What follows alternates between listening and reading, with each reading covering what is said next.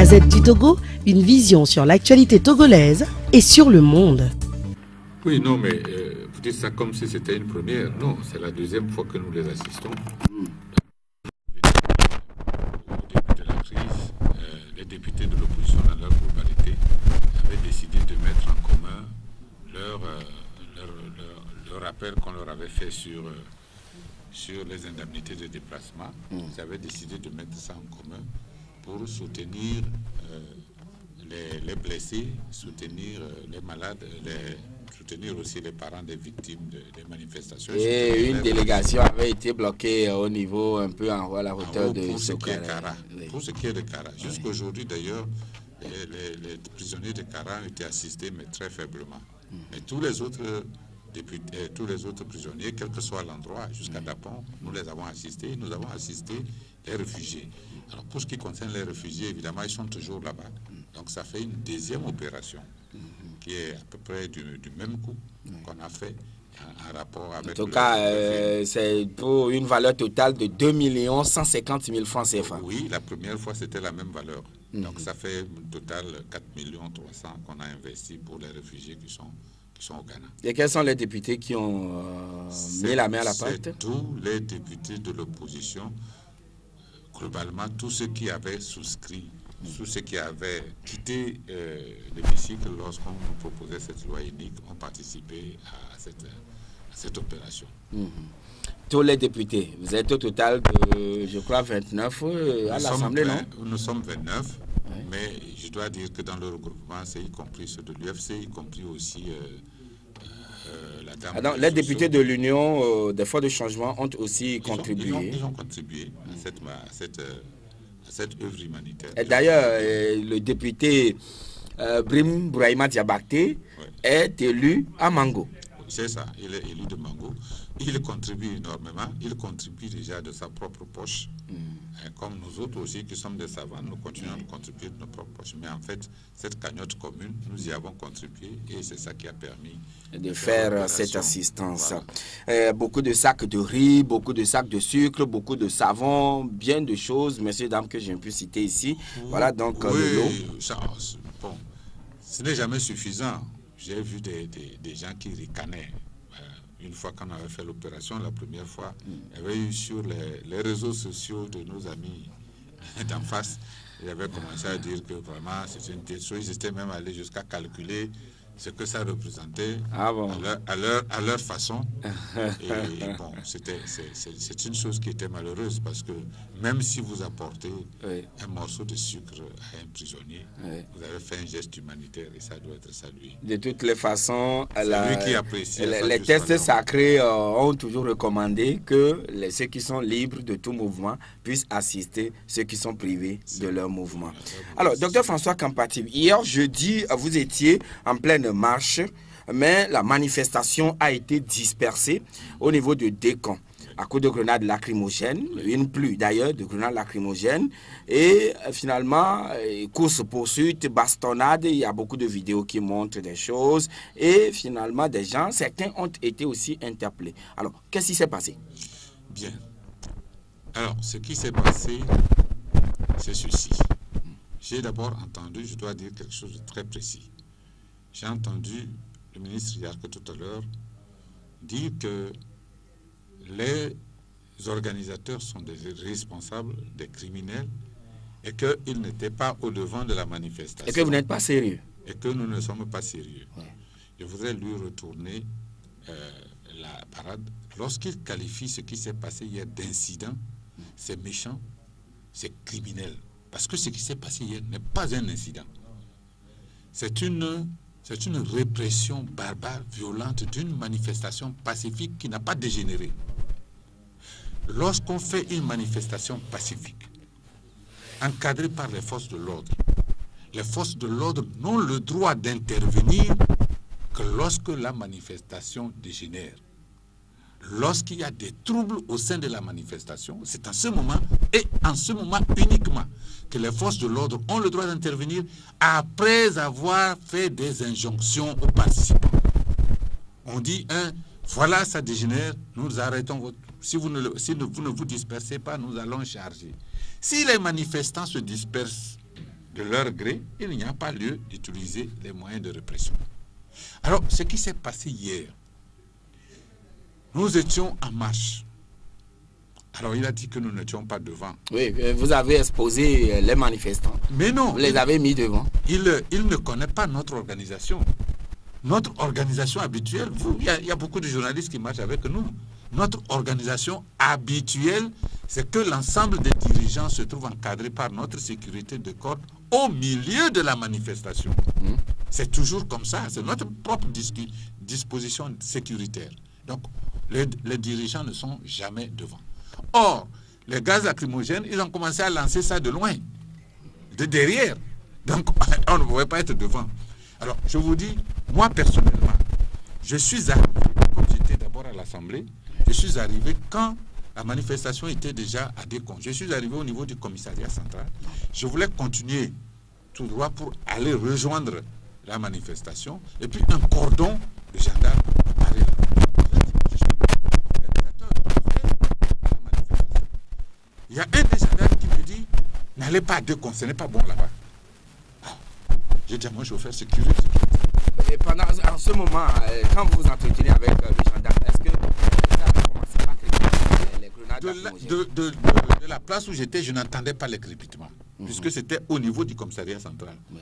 À ce niveau-là, on n'entendait pas. Donc, j'ai fait le détour. Je suis allé jusque derrière la... Oui, je suis allé derrière l'église d'Amotivé, et c'est là que j'ai vu que les jeunes couraient de partout et que les gens étaient dispersés. J'entendais en ce moment-là les gaz lacrymogènes.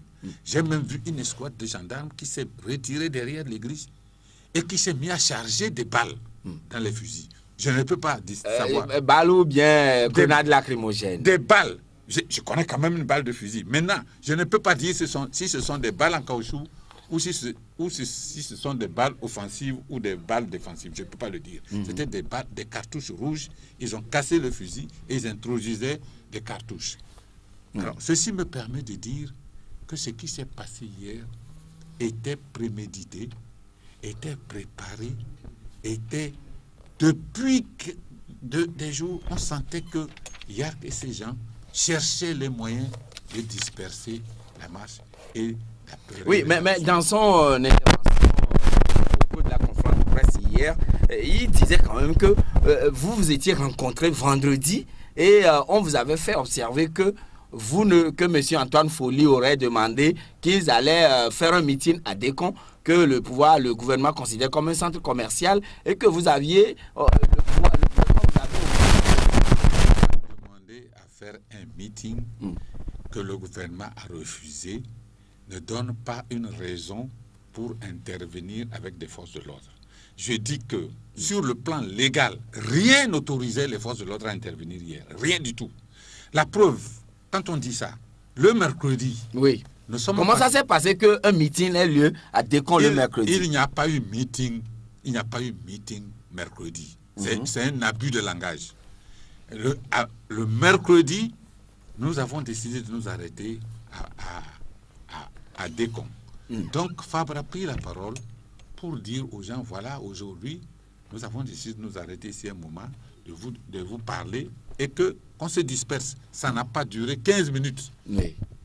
Il n'y a pas de meeting de... Voilà, et en attendant, avant de revenir en plan avec vous, on nous signale que monsieur le colonel Yark, le ministre de la Sécurité, est en ligne. Monsieur le ministre, bonjour. Voilà, vous êtes en direct sur Victoire FM. Monsieur le ministre, c'est vrai, vous étiez face à la presse hier, mais qu'est-ce qui explique le fait que vous ayez chargé les responsables de l'opposition qui n'étaient pas au devant, qui étaient enfouis quelque part dans la foule?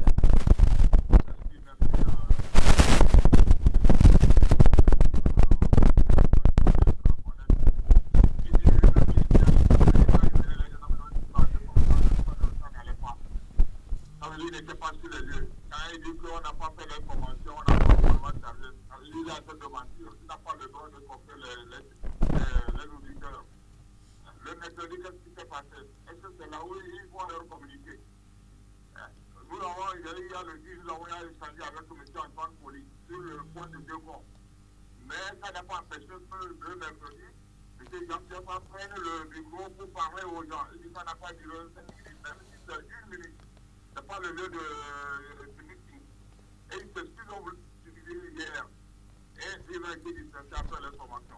Donc, ce monsieur Campati, je ne sais pas, il est technicien en quoi, je ne sais pas. Essaye de dire la vérité. Oui,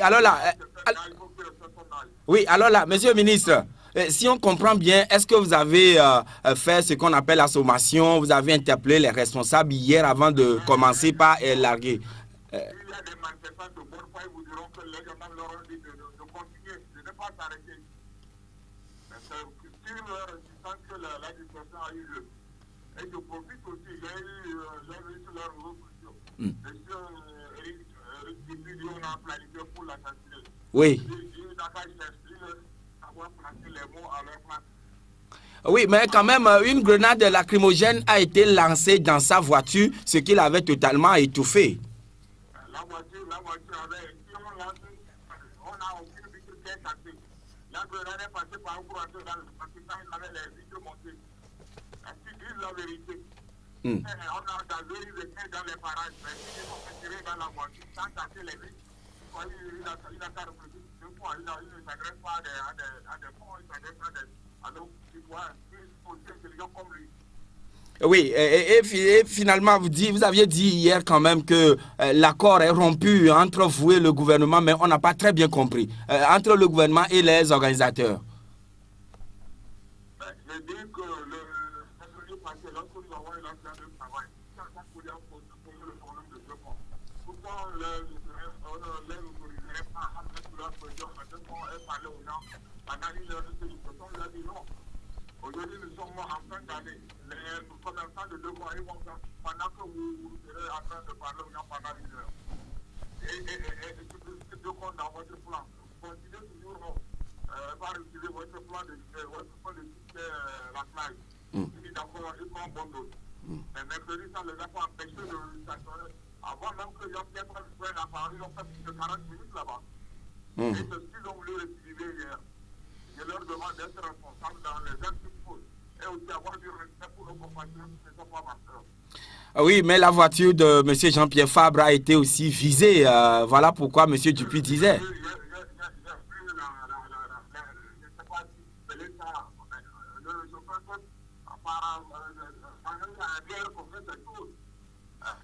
Au contraire, ils ne sont pas bien par balle. Pourquoi je demande aux gens de savoir utiliser les mots. Depuis on a balancé là, dans la voiture, il n'arrivait pas à respirer. Avec les vitres fermées, sans casser la vitre, ma brûlure, je ne sais pas, elle est tombée pour être dans la voiture. Merci, monsieur le ministre, pour ces précisions. Bonne journée à vous également. Ah oui, docteur François Campati, le ministre Jean Kiki. Je réagis tout de suite pour dire, monsieur le ministre a dit que j'ai un certain âge et que je dois respecter mon âge. Je dois dire qu'il devrait respecter mon âge avant de dire que je suis un menteur. Ce que je dis et que je répète est strictement la vérité. J'ai quitté l'Assemblée, je suis allé me changer parce que j'étais habillé en boubou et je suis revenu sur la place. Et les gendarmes m'ont empêché d'aller au lieu. Je voulais juste rentrer dans le cortège. Et j'ai contourné. Je suis allé jusqu'à l'église d'Amoutivé. Et de l'église à motiver que j'entendais maintenant les gaz lacrymogènes et les jeunes qui couraient de partout. J'ai continué ma route derrière l'église. Et je répète que j'ai vu des gendarmes qui ont cassé leurs fusils et qui introduisaient des munitions. Maintenant, moi, je ne suis pas spécialiste, comme il a dit. Je ne sais pas si c'était des balles réelles ou si c'était des balles en caoutchouc. Mais même si c'était des balles en caoutchouc, que les gens se soient retirés, prêts pour mettre des balles en caoutchouc, retourner tirer sur des jeunes, c'est criminel. Lorsqu'il parle de criminalité, je répète à M. Yark, aucune disposition sécuritaire n'autorise des gens à disperser une manifestation pacifique qui n'a pas dégénéré. Oui, ils conçoivent que le meeting imprévu le meeting au niveau de Décon n'était pas prévu dans les accords entre vous et le gouvernement. Écoutez, les responsables n'ont même pas commencé à parler. J'ai écouté Eric. Les personnes n'ont même pas commencé à parler. Si on était resté là-bas et qu'il y avait eu quelque chose qui prouvait que la sécurité est menacée, c'est ce qui autoriserait les forces de sécurité à intervenir. Je dis et je répète, d'abord, même dans la loi qui nous autorise à marcher, mais quand nous avons demandé, nous faisons une manifestation pacifique, elle peut prendre toutes les formes, pourvu qu'elle reste pacifique et qu'elle ne gêne personne. Lorsqu'il parle des commerçants, lorsqu'il parle des commerçants de Décon, il y a des commerçants de Décon qui marchent et qui sont contents. Quels sont les commerçants de Décon qui sont allés se plaindre à eux? Les gens sont dans la manifestation. Ils pensent que notre salut aujourd'hui, pour sortir de cette ornière, des forces armées qui sont maintenant appelées tout simplement à réprimer la population. J'oublie un effet que j'ai vu hier. On a déversé des militaires au niveau de la Banque populaire. J'ai vu des militaires qui étaient déversés là-bas. Je crois même que c'était des jeunes recrues. Oui, et généralement, les militaires se positionnent au niveau des banques. Avec des bâtons et avec un véhicule et un mitrailleur. Enfin, moi, je ne suis pas militaire. Un fusil mitrailleur sur le véhicule. Qu'est-ce que vient chercher un fusil mitrailleur dans la ville pour la sécurité des gens? Alors que M. Yark ne nous dise pas que nous sommes des menteurs. Ce sont eux qui sont les vrais criminels dans ce pays. Parce que ce qui est en train de se passer dans ce pays, ils montrent leur vrai visage. Ils ont préparé le coup. Ils veulent décourager les gens.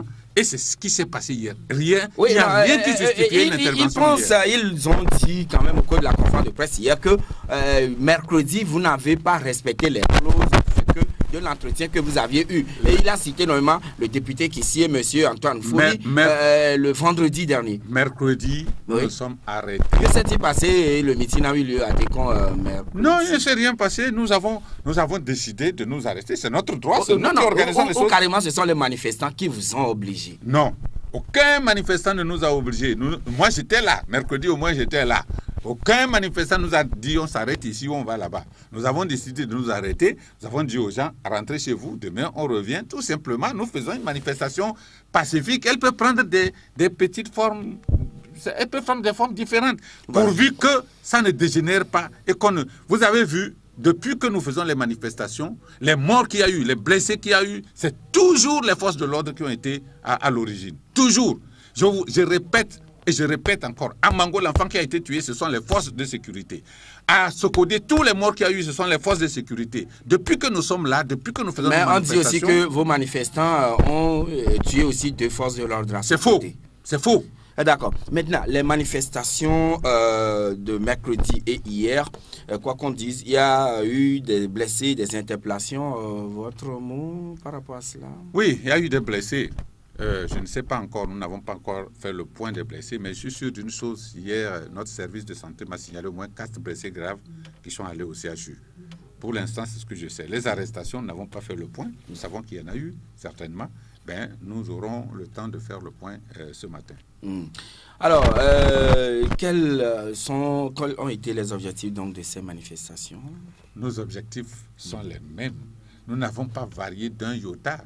Nous voulons tout simplement un retour à la Constitution de 92 avec toutes ses conséquences. Nous voulons, on ne va pas se répéter tout le temps, c'est les mêmes. Et nous voulons en réalité que finalement, ce pouvoir qui nous gouverne par la force et qui parle d'élection et qui parle de pouvoir par les urnes, c'est incongru. Nous sommes gouvernés par des gens qui veulent prendre le pouvoir par la force et pour toujours. Et ils viennent encore de le démontrer. C'est tout. Ils ne veulent que gouverner par la force. Et depuis quelques semaines, nous avons vu Yark venir. Il a commencé par dire que nous sommes infiltrés par des drogués. Bon, nous ne les avons pas vus. Il a dit qu'il y a des drogués. Donc, il cherchait la petite bête qui lui permet de déployer ses forces de répression. Oui, mais quelque part, ils avaient dit qu'il y a eu des vérités selon lesquelles vous planifiez ne pas chuter la marche au lieu habituel. Et malheureusement, c'est ce à quoi on a assisté le mercredi. Écoutez. Est-ce que vous ne lui avez pas donné raison? Est-ce que si vous allez sur les réseaux sociaux, vous entendez de toutes les cloches, et ça vient de, on ne sait pas d'où. Les gens disent ce qu'ils pensent. Les citoyens ont le droit de dire ce qu'ils pensent de nos manifestations. Il y a des citoyens qui se plaignent, qu'il ne faut plus aller à la plage, qu'il ne faut pas aller ceci. Nous nous évertuons. Moi, personnellement, à chaque fois que je prends la parole, je suis venu encore chez vous ici, j'ai dit, nous sommes des pacifistes. je suis comment je vais dire, un adepte de Martin Luther King. Je suis un adepte de Gandhi. Pour moi, c'est la manifestation pacifique. Et ces manifestations pacifiques ont leur effet. Ça les embête parce qu'ils avaient cru qu'en nous encadrant, ça diminuerait le nombre de participants. Mais voilà que le nombre de participants augmente. Et ils ont voulu trouver la petite bête pour essayer d'apeurer les gens, pour faire en sorte que les manifestations s'arrêtent. C'est tout leur problème.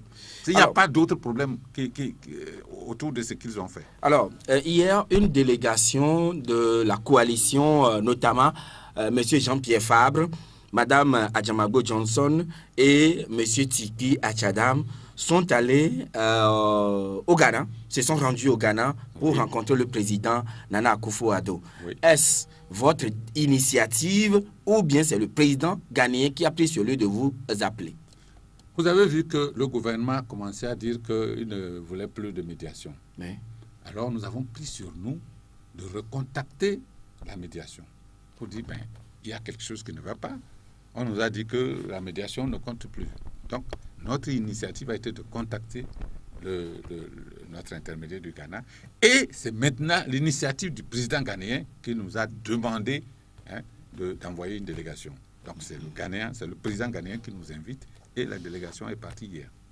Et elle est déjà rentrée? Pas encore. Non, c'est aujourd'hui la rencontre proprement dite. La délégation était en route. Oui.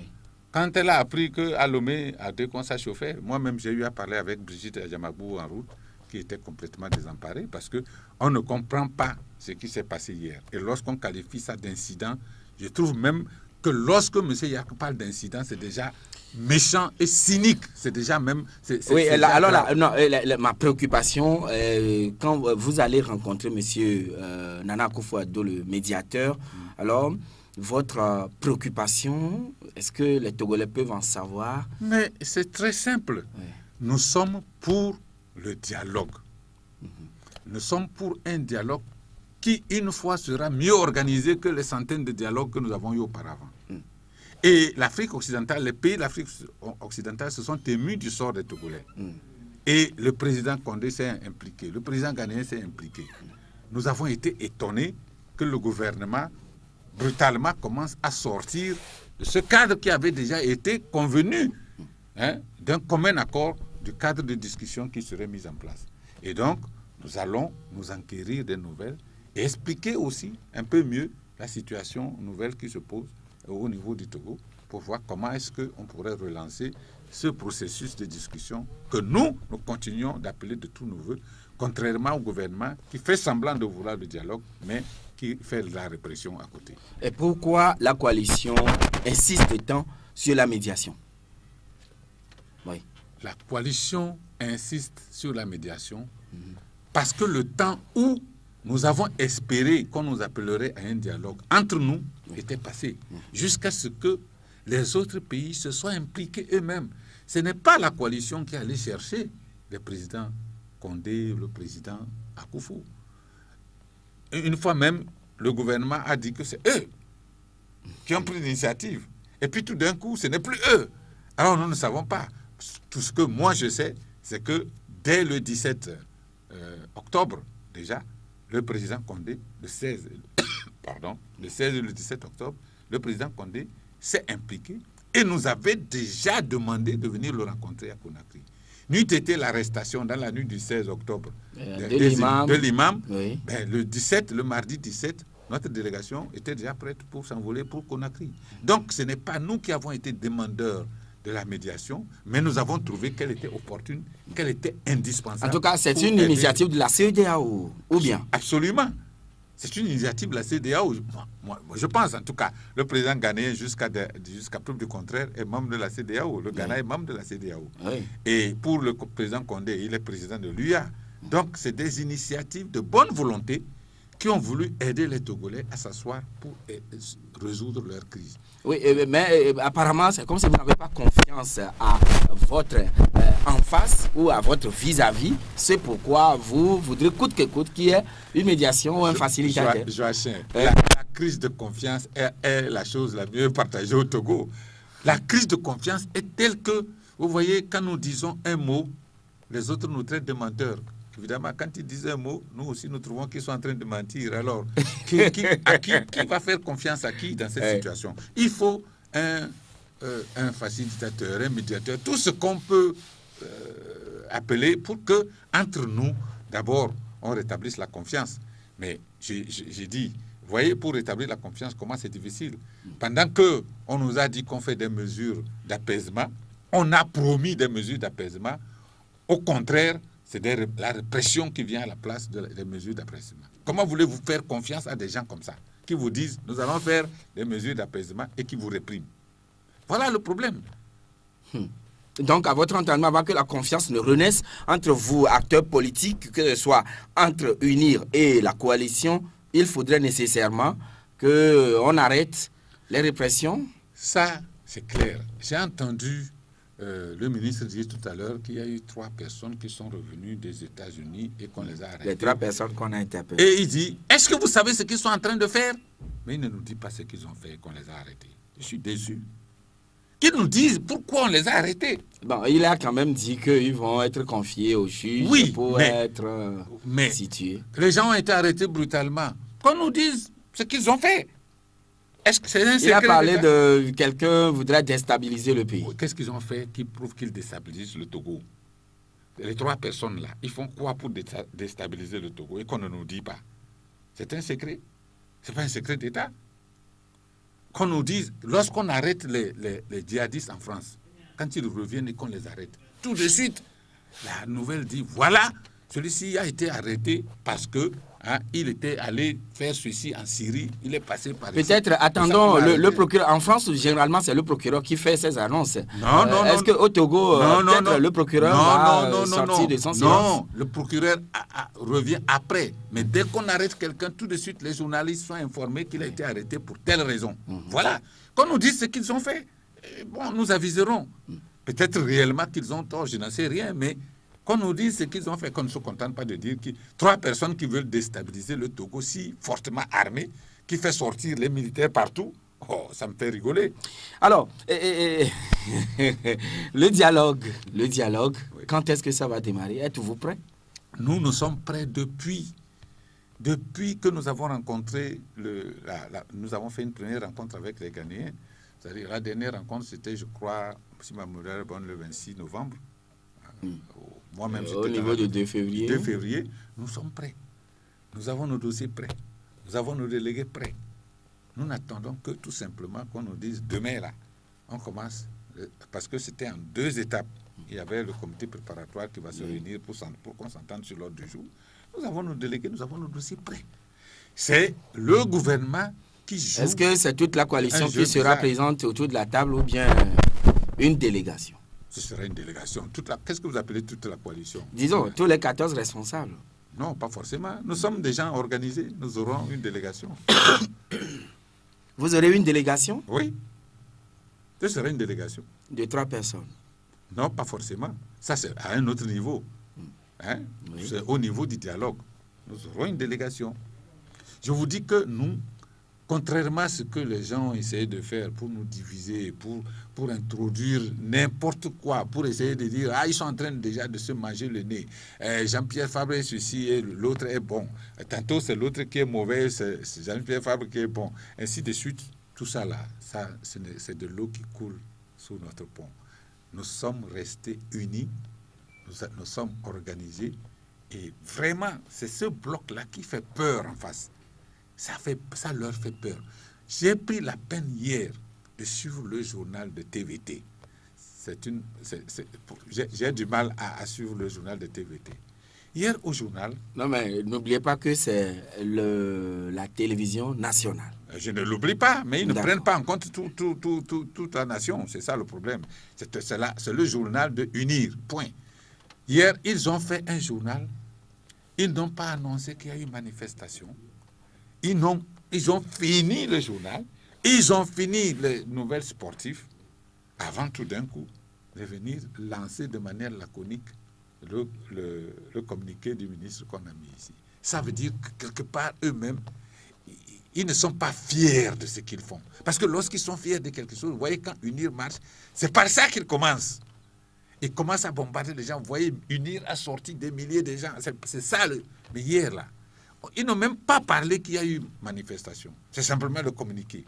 Ça veut dire que, quelque part, eux-mêmes, ils ne sont pas fiers de ce qu'ils font. Alors que les gens me comprennent, ce que nous faisons, nos manifestations pacifiques, ça les pique. Alors, qu'attendez-vous aujourd'hui du gouvernement avant que le dialogue n'ait lieu? Aujourd'hui, Joachim, je ne sais même plus si le gouvernement veut le dialogue. En fait, ce qu'ils veulent... Jusqu'à preuve du contraire, ils n'ont pas encore dit qu'ils ne sont plus dans la dynamique d'aller au dialogue. Ils n'ont pas dit clairement. Ils n'ont pas dit clairement. Mais ils posent des actes qui prouvent qu'en réalité, le dialogue là ne les intéresse pas. Cette répression même est un signe que le dialogue ne les intéresse pas. Parce qu'ils veulent tout simplement tuer le mouvement et puis revenir à leur disposition première, qui est d'aller à leur... Tuer le mouvement? Oui, ils veulent tuer le mouvement. Ils pensent ça, mais ils ne réussiront pas. C'est ça. Et donc, pour vous, le gouvernement n'a plus rien à faire avant que le dialogue n'ait lieu maintenant? Non, ils savent ce qu'ils doivent faire. Qu'ils arrêtent les répressions, qu'ils arrêtent les arrestations, qu'ils libèrent. Vous savez, les prisonniers de Mango qui sont à Dapon ne sont pas libérés à ce jour. Non, ils ne sont pas libérés. Donc qu'on ne nous dise pas, c'est des mensonges terribles. Il y a plein de prisonniers de la première vague qui ne sont pas libérés. Donc, ils disent quelque chose et ils font le contraire. Qu'ils montrent leur bonne volonté. Nous sommes tous des Togolais. Nous n'avons pas à nous chamailler. Il a dit, c'est honteux ce qui se passe. Voilà ce qui va montrer encore quel visage le Togo va avoir à partir de la répression d'hier. Où on voit des images où les militaires sont en train de poursuivre un jeune qui a simplement essayé de filmer la scène. On a ça sur les réseaux sociaux. On l'a embarqué. On l'a embarqué. On l'a tabassé, on l'a embarqué. Quelle image ça donne pour le Togo? Pour filmer? Filmer? Mais pourquoi ils cachent? S'ils pensent qu'ils font des choses qui sont correctes, pourquoi ils ne veulent pas qu'on filme? Ils ont la conscience pas tranquille du tout. Alors qu'ils fassent des choses, des gestes conformes à la légalité, et tout entrera dans l'ordre.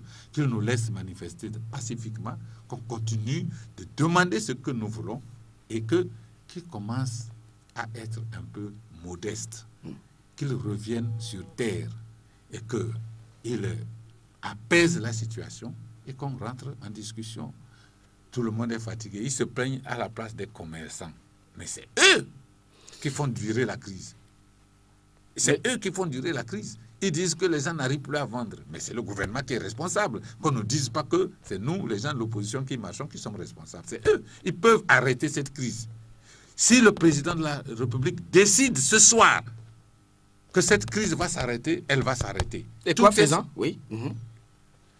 Si le président de la République dit ce soir, je vous ai compris, je prendrai toutes les dispositions pour que ce que la population demande soit appliqué. Il dit ça seulement, même ça, sans précision. Il dit, je prendrai, si demain, pour son discours de début d'année, il revient au lieu de nous accuser, comme il a fait dans l'interview de Jeune Afrique, d'asséner des mensonges, s'il revient vers un langage de vérité vers sa population, tout va rentrer dans l'ordre. Et nous ne lui en voulons pas. Nous voudrons qu'il sorte par la grande porte. La vie de la présidence... Oui, mais il vous a quand même mis en garde que l'insurrection n'aura pas lieu au Togo. Oui. Vous savez, je vous assure qu'à la veille du départ de Blaise Compaoré, c'est ce qu'il disait. C'est ce que Blaise Compaoré disait. Le Burkina reste le Burkina. Oui, le Togo reste le Togo. Mais vous savez, dans la vie, tout change rapidement. Si j'avais un conseil à lui dire, ce n'est pas... Donc, dans son discours à la nation de la Saint-Sylvestre, qu'il soit plus modeste, qu'il soit humble, qu'il revienne à sa population, qu'il revienne à nous tous, qu'il rassure les gens, qu'il dise... Oui, mais aujourd'hui, peut-être le parti au pouvoir serait un peu pris dans un dilemme cornélien. Tantôt, vous dites, Ford doit partir ici et maintenant. D'autres disent, non, il faut aller à une transition. D'autres, il faut qu'il soit encore là jusqu'à 2020, etc. Écoutez, eux, ils disaient, non, il ne faut rien, il faut aller au référendum, il faut aller ici. Ils disaient cela, c'est ce qu'ils disaient aussi. Et puis ça s'est calmé. Écoutez, lorsque on est dans la surenchère, chacun dit ce qu'il veut. Mais lorsque on entre dans la situation de discussion, les choses sont différentes. Si les gens ont la disposition pour discuter, je vous assure, on peut changer. Donc les positions peuvent bouger, les lignes peuvent bouger autour de la table de discussion. Mais bien sûr, à condition que chacun montre qu'il est de bonne foi. C'est tout. On marque la pause et on revient tout de suite. Donc en studio, messieurs et dames, dans Audi Actu, dernier numéro de l'année, dernier numéro de cette semaine. Et notre invité ce matin, c'est Dr François Kampatib. Dr François Kampatib, vous avez suivi. Aujourd'hui, Georges Weah, ballon d'or africain, ballon d'or, le seul africain ballon d'or, est aujourd'hui élu président de la République du Libéria. Oh, merci, ma chère. On pourrait dire que c'est un conte de fées. Mais ce n'est pas un conte de fées, parce que dans les contes de fées, c'est magique. Et Georges Weah est un exemple que la jeunesse africaine doit suivre. De temps en temps, nous avons des modèles comme ça qui peuvent inspirer la jeunesse africaine. Il est tenace. Ça fait la 3e fois qu'il essaie. Et au bout de la 3e fois, l'effort a payé et il a gagné sans bavure. Donc sa témérité, sa persévérance a payé, on dirait? Ah oui, sa témérité, sa persévérance. J'ai entendu des critiques qui étaient même absolument incroyables dans un pays anglophone où ses adversaires l'ont taxé de ne pas savoir parler anglais. Oui. Alors, qu'est-ce que ça vient chercher? Est-ce qu'il faut être académicien pour être président de la République? Nous avons... Mais il s'est fait entourer d'une équipe très dynamique. Et bien sûr. Et solide. puis, il a pris le temps d'aller étudier. Il n'est plus aussi... moribond. Il n'est plus aussi mal instruit qu'il l'était quand il était footballeur. Il a compris l'état qu'il avait la première fois. Il a fait les efforts. Il est devenu sénateur. Il a grimpé les échelons. Et il est élu démocratiquement. C'est ce que nous voulons, c'est ce que nous souhaitons. Qu'au Togo, ça advienne. À l'issue du 2e tour. Que ce soit au 2e tour ou au premier. On peut être élu démocratiquement au premier tour. Oui. Il ne faut pas que ce soit manipulé, tout simplement. Regardez, si en fait, au premier tour, ils étaient 2, parce que ça peut arriver. Ah oui. Un seul il aurait remporté haut les mains. Bon, voilà. Donc, je pense que le Libéria est un exemple que le Togo doit suivre. Que le Togo doit suivre? Oui, c'est-à-dire le Togo doit suivre l'exemple de l'organisation d'une élection démocratique. Les gens nous disent le pouvoir... Je pensais que vous faisiez allusion aux footballeurs togolais qui pouvaient copier ce qui se passe là-bas. Non, je ne pense pas à ça. Notre footballeur togolais, vous savez ce qu'il est devenu. Ce n'est pas la peine d'en parler. Il ne sera jamais président. Non, vous n'êtes pas Dieu, s'il vous plaît. Allons-y. Oui, voilà, vous avez dit que le Togo copie l'exemple du Libéria. D'organiser des élections transparentes, supervisées un peu par l'international et que tout le monde reconnaisse que c'est transparent. Voilà ce que nous voulons. Que les gens ne nous rabâchent pas par les oreilles, que le pouvoir ne se prend pas dans la rue, le pouvoir se prend dans les urnes, oui. Mais eux-mêmes ne sont pas prêts à prendre le pouvoir dans les urnes. Ils sortent encore l'armée pour imposer par la force le pouvoir. Voilà le problème. Donc au Togo, le pouvoir est imposé par la force, ce n'est pas par les urnes. Lorsque nous aurons réellement des élections transparentes par les urnes, je vous assure qu'un jeune Togolais de la trempe pourra accéder au pouvoir, même à 30 ans, à 35 ans. Le président togolais l'aurait déjà félicité, oui. Beaucoup de chefs d'État réagissent. Oh oui, mais ça c'est l'hypocrisie de la diplomatie. Hein? Il y en a qui le félicitent tout en se disant que ce jeune mec-là, il nous emmerde. 22 21 80 99 92 02 80 63. Des questions, rien que des questions, c'est ce que nous allons prendre. Et le premier intervenant est en ligne. Auditeur, allô? Oui. Bonjour, c'est monsieur? D'accord, d'autres nous vous écoutons. Oui, j'ai suivi avec intérêt le développement de votre interlocuteur. Je voudrais d'abord dire que je ne voudrais pas que monsieur l'invité utilise la bouche des conventions de décon pour passer au mouvement. Les conventions de décon ne sont pas très peut-être à haute voix. ça ne veut pas dire que les commerçants de déco ne souffrent pas. Vous savez, l'ONU, ce n'est pas seulement déco. Quand il y a grève, je voudrais inviter les dirigeants qui le souhaitent à se promener dans presque toute la ville de l'ONU et au-delà dans la presse. Voir ce qui se passe à Tokyo, ce qui se passe à Tokyo, ce qui se passe à Ogan, ce qui se passe à Bali, ce qui se passe à Plaquita et autres. Pour voir si ce n'est pas le poids de monsieur. Le poids de monsieur parce que Décon est un peu souffrir. Décon, vous savez, les commerçants de Décon ont pris des engagements auprès des banques. Les commerçants de Décon ont des employés à payer à la fin du mois. Les commerçants de Décon ont également à payer les loyers de votre. Que l'invité réagisse par rapport à mes critiques. Bien noté, il réagira tout à l'heure pour vous donner ses points de vue. Et c'est M. Kodjo, bonjour. Bonjour. Oui, nous vous écoutons. Oui, bonjour, honorable député. Bonjour, M. Kodjo. Je voudrais vous dire pourquoi vous ne suivez pas le conseil de M. Nicolas Losson. Parce que comme vous êtes des partis politiques organisés, vous demandez à manifester, à chuter à un point difficile pour vous de suivre votre dirigeant quand il vous demande de rester à Décon. C'est pourquoi M. Nicolas nous a dit de ne plus être au devant de la lutte et de laisser le peuple même faire sa lutte. Bien noté pour vous, cher ami. Allô? Allô? Oui, bonjour Félix. Bonjour, frère. Oui. Alors, je voudrais tout d'abord attirer l'attention de notre député.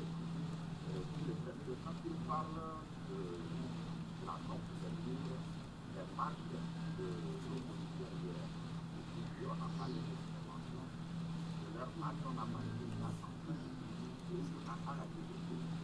Tout d'abord, il faut dire que lorsque la manifestation se termine, le ministre fait son point de presse, il ne finit pas juste lorsque le ministre dit en fait qu'il faudrait monter sur le site. Alors, l'élément doit se dire que c'est en fait que les gens ont manifesté la vie. Donc, cela la idée certainement en fait de monter sur la vie, certainement.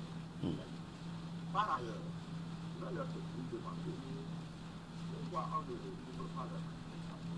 Est-ce qu'il peut que tout d'abord, au début des manifestations, lorsqu'on n'a pas pu faire la marche à attirer l'attention des organes d'État, est-ce que la CDC est arrivée pour les marchés ont agressé les services de la CDC? Ils n'en sont pour rien. Lorsque l'on vient sur le terrain, ils font son travail, ils le jouent. C'est la partie à la hiérarchie de décider. Peut-être qu'ils ont attention aux journalistes qui sont sur le terrain. D'accord. Je reviens à lui. Vous lui posez cette question. Lorsqu'ils ont commencé leur marche, ils sont arrivés, le ministre a parlé de leur arrêt à Décon. Ils parlent de nous ne devons pas arrêter pour un meeting, mais ils ont marqué un arrêt. Pourquoi le choix de Décon? Il y a eu 3 points de départ, il y a eu des points de départ. Pourquoi ils ne pouvaient pas se déplacer à un niveau avant de s'arrêter et c'est justement à 2 points qu'ils décident de s'arrêter. Vous avez posé la question, est-ce que ce n'est pas donné raison aux ministres qui avaient des rumeurs qu'ils veulent circuler les services? Est-ce que ce n'est pas donné raison aux ministres de s'arrêter à 2 points?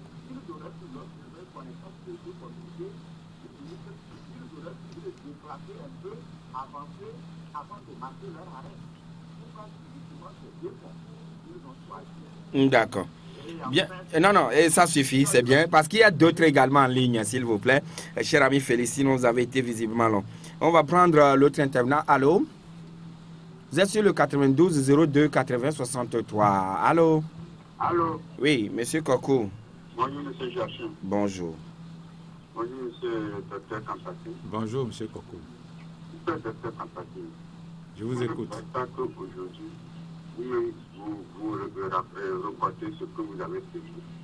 Dans un passé récent, quand l'ANC et le CAP faisaient leur match, si vous n'étiez pas ensemble aujourd'hui, vous allez nous dire aujourd'hui sur cette antenne qu'ils n'ont pas respecté ce qu'ils ont signé comme engagement.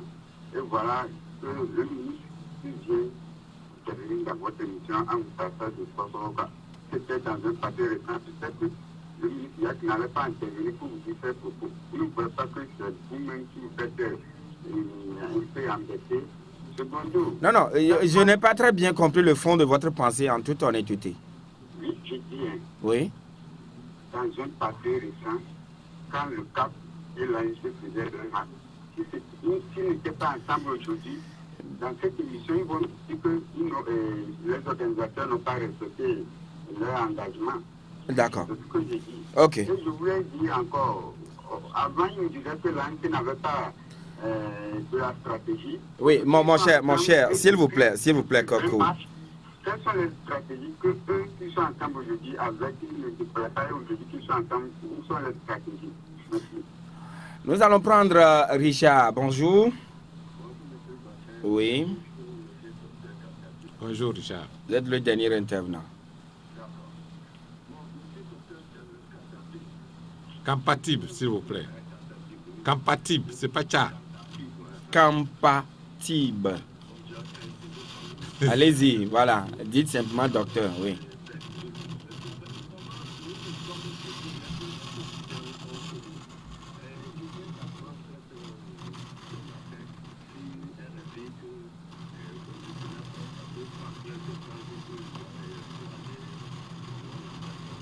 Ah, c'est difficile, mais le problème n'émane pas non plus de notre cher ami. Qu'est-ce qui s'est passé? On ne comprend pas parce que la liaison est totalement brouillée. Ah, voilà. Et docteur Compatible, alors, les commerçants de Décon ne se sont pas plaints. Mais est-ce que vous avez pris soin de vous promener pour voir la situation en ville? Il ne faudrait pas faire deux poids, deux mesures. Il dit les gens de Toti sont en pleine activité, tandis qu'au niveau de Décon, selon l'auditeur, des employés à payer, des engagements auprès des banques, etc., etc. Je comprends sa question. Oui. Et je ne veux pas dire que je ne suis pas sensible aux difficultés qu'ont les gens de Décon. Je dois simplement dire qu'aujourd'hui, contrairement à ce que notre ami dit, il n'y a pas deux poids, deux mesures. Parce qu'aujourd'hui, toute la population de Lomé, toute la population togolaise est en train de souffrir de la situation actuelle. L'économie générale... D'ailleurs, le gouvernement avait fait sortir le conseil du chef de l'État, entre-temps, qui parlait de perte d'1,5 milliard chaque manifestation. Chaque manifestation. Ce que je suis en train de dire, c'est tout simplement que les gens ne croient pas que c'est l'opposition qui est responsable de ce qui se passe. Parce que mais c'est elle qui organise les manifestations. Bien sûr, c'est bien sûr. Nous organisons les choses. Mais nous espérons que les gens vont nous répondre. Le chef de l'État peut nous répondre. C'est ce que je suis en train de dire. Cette crise-là, elle peut s'arrêter ce soir. Si le chef de l'État réagit, si les gens du pouvoir ont la volonté de changer les choses au Togo, la crise peut s'arrêter ce soir. Donc les responsables, les vrais responsables de la crise, les vrais responsables des problèmes, c'est les gens du pouvoir. C'est tout. C'est ce que je dis. Que donc on ne nous rejette pas le tort. Voilà, maintenant, pourquoi vous menacez les journalistes de la TVT au cours de vos manifestations? Parce que l'auditeur a parlé de... Il a fait les détails, c'est vrai, c'est réel ce qu'il a dit. Vous savez, c'est ce qu'on peut apporter. C'est-à-dire par rapport au fait que le son ou l'élément soit diffusé. Je réponds, j'ai bien compris la question. Est-ce qu'on a vu un responsable menacer un journaliste de la TVT? Est-ce qu'un leader a menacé un responsable de la TVT? Lorsqu'il y a des scories, c'est-à-dire des jeunes qui titillent les journalistes, c'est un autre fait. Mais il faut remonter à la cause. La cause, c'est quoi? C'est qu'il y a eu beaucoup de manifestations. Et d'ailleurs, il a dit que quand ils font le reportage, quand ils arrivent au studio, c'est les chefs qui décident de ce qu'on peut passer. Oui. Et donc, par le passé... Dans tout organe, c'est comme ça. Oui, par le passé, les gens ont été excédés du fait que la TVT vient, filme les événements, et lorsqu'ils retournent là-bas, on coupe tout, et ce qu'on présente, c'est vraiment l'aspect incongru. La dernière fois, lorsqu'il y a eu la manifestation d'UNIR, en même temps que les manifestations de l'opposition, moi j'ai regardé et j'ai comparé la durée. Le UNIR, on a consacré 15 minutes à l'antenne. Et on a consacré 3 minutes à l'opposition. j'ai chronométré. Et en plus, ce qu'on a montré était loin de la réalité. Donc, lorsque les gens regardent ça, quand ils voient venir, et ils ne se rendent pas compte de ce qui se passe dans les studios, comme on coupe. Donc, ils se disent, c'est le journaliste qui est venu, qui a fait ce qui se passe. Mais cela ne doit pas être une raison pour menacer un journaliste. C'est clair, ce n'est pas une raison pour menacer. On ne doit pas menacer un journaliste. Maintenant, ce sont des militants. Oui, mais est-ce que ces gens de propos, vous les tenez quand même vis-à-vis de tous les manifestants? Bien sûr. Parce qu'aucun journaliste, quelle que soit sa couleur, ne doit être menacé. Nous leur disons, nous répétons. Et si les gens m'écoutent encore aujourd'hui, si les gens de la TVT viennent filmer, laissons-les filmer. Ne les attaquons pas. Et puis, regardons ce qu'ils feront du traitement de ce qu'ils ont fait. Et pourquoi le choix spécifique de Técon en s'arrêtant? Et vous n'avez pas plutôt opté à aller un peu devant avant de s'arrêter et de livrer le message à vos manifestants? Nous avons le droit de... Ce qui s'est passé, vous voyez, les gens qui viennent de Gapoto, quand ils arrivent, ils viennent jusqu'à Técon. Nous qui venons d'Atikoumé et de CCP, nous arrivons aussi au feu rouge. C'est la zone de jonction, tout simplement. Et hier, la jonction était en train de se faire. C'est-à-dire, c'est une fois la jonction terminée qu'on peut décider ce qu'on va faire. Hier, on n'avait même pas décidé si on continue ou on s'arrête. Quand ils ont commencé à lancer les gaz lacrymogènes, c'est ça la réalité. Et voilà, mais un auditeur avait dit, pourquoi vous ne suivez pas les conseils de Nicolas Lonsson? Bon, Nicolas Lonsson et Nicolas Lonsson, je ne sais pas. Et la coalition reste la coalition. La coalition reste la coalition. Est-ce que demain vous manifestez encore? Bien sûr. Ah, d'accord. Aujourd'hui, vous avez dit, vous faites quoi? On fait du tintamarre. Tintamarre, ça veut dire? Ça veut dire qu'on fait du bruit tout simplement pour manifester notre mécontentement. À partir de 13h, de 13h à 14h, on fait du bruit. Vous tapez sur tout ce que vous voulez. Vous faites du bruit. C'est une manière de manifester pacifiquement aussi. Est-ce que ça gêne? Est-ce que ça fait mal à quelqu'un? Ça fait mal à l'oreille, mais c'est tout. On montre qu'on est mécontent de ce qui s'est passé. Et demain, on marche encore pacifiquement comme on marche d'habitude. Docteur François Kampatib, l'année 2018 arrive à grands pas. Quels sont vos souhaits pour le Togo de 2018? Alors, souhait très simple, c'est que enfin le Togo rentre dans la paix et la sécurité. Et ça passe par tout simplement la démocratie. Si le Togo, si on arrive à faire des discussions pacifiques et qu'on rentre dans la paix et que le Togo se réconcilie avec lui-même, que entre Togolais nous nous réconcilions, franchement, c'est le souhait le plus ardent que j'ai pour les Togolais pour l'année 2018. Merci, docteur François Kampatib, d'être venu chez nous. Ce matin, messieurs et dames, c'est ainsi fini pour le compte de Odi-Actu de cette année. Figurez-vous bien, toute l'équipe de la rédaction vous est très reconnaissante pour l'accompagnement, pour le soutien multiforme, pour les critiques acerbes mais constructives, pour tout ce que vous avez pu faire tout au long de cette année avec elle, puisque c'est grâce à vous que votre radio, à travers cette émission, existe également. Et alors, nous allons devoir prendre un petit congé, pas congé, mais quelques jours de repos. Et ce sera le jeudi prochain. Vous allez retrouver encore toute l'équipe de la rédaction, tout en leur disant, en tout cas, grâce à vous, qu'ils n'ont qu'à aller fêter un peu et prendre quelques jours de pause. Vous aussi, bonne fête et tous nos souhaits les meilleurs à vous, mais d'autres occasions nous permettraient, nous y reviendrons amplement. Mais en attendant, n'oubliez pas, tout à l'heure à 8h30, Jacob Arama va vous retrouver pour le journal à Névé, mais dans l'après-midi à partir de 14h, toute l'équipe et tout le personnel de Victoire FM va se transporter au niveau de la place des loisirs Nathanaël pour la grande fête là-bas. Venez nombreux si vous le voulez, si vous avez le temps, pour pouvoir gagner, rafler encore beaucoup de prix et rentrer chez vous. Et tout ceci dans le cadre de nos souhaits pour la bonne fête à toutes et à tous. Et merci donc à l'équipe de la Gazette du Togo.com. Romuald Lanceau, bonne journée à toi. La Gazette du Togo, une vision sur l'actualité togolaise et sur le monde. Rejoignez-nous sur le www.lagazettedutogo.com ou sur nos comptes Facebook, Twitter et YouTube. Pour tout contact, écrivez à contact@lagazettedutogo.com ou appelez le 92 80 88 53. La Gazette du Togo, c'est l'information en continu.